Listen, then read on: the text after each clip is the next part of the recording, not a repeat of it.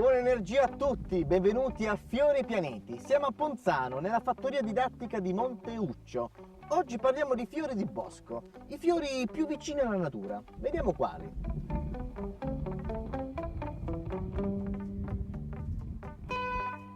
E tu, lenta ginestra, che di selve odorate queste campagne dispogliate adorni. Così la descrisse Leopardi in una sua celebre poesia. Un fiore tutto italiano. Veniva considerato da alcuni il profumo delle eolie. Esistono vari tipi e il suo profumo, il profumo di ginestra, lo lega ai segni d'acqua, cancro, scorpione, pesci. Infatti è particolarmente raccomandata alle persone molto sensibili, dotate di eccessiva sensibilità e anche altruismo. Conferisce maggior ottimismo in se stessi. Se voi la prendete e ve la curate, vi renderà più potenti, più forti. Parola di Jupiter.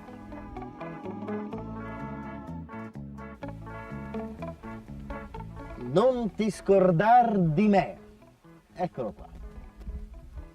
È una pianta erbacea, nana, perenne, originaria dell'Europa e dell'Asia. La tradizione europea fa risalire il significato di questo fiore a una leggenda austriaca. Infatti due fidanzati, mentre passeggiavano lungo il Danubio, vennero affascinati da questo fiore e mentre lui tentò di raccoglierne uno, scivolò nel fiume e morì annegando. Ma mentre le acque se lo portavano via, lui gridò "non dimenticarmi" alla sua fidanzata e così questo fiore ha preso questo bellissimo e strano nome.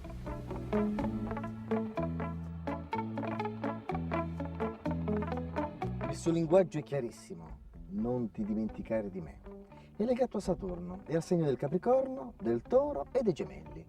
Voi lasciate sempre un segno alla persona amata. Regalate questo fiore. Non solo non vi dimenticheranno, ma vi sogneranno anche di notte.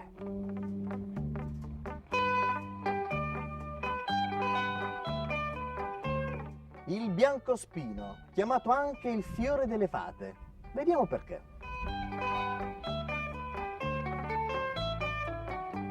È un albero che cresce in buona parte d'Europa. A volte raggiunge un'altezza notevole. Ha piccole foglie verdi a tre punte e tanti fiorellini che sembrano tanti bei mazzolini. Secondo gli inglesi e gli irlandesi, il biancospino è la pianta preferita alle fate e ai folletti. È la pianta legata a Urano e anche all'Acquario, ma un po' tutti i segni entrano in sintonia con questo fiore. Chi non ha un sogno nel cassetto? Basta esprimere un desiderio, accarezzarla, tenerla vicino a voi e i folletti vi premieranno. Parola di Jupiter. Il magico consiglio di Jupiter? Portati a casa una quercia. Portati a casa un fiore, avrà cura di te.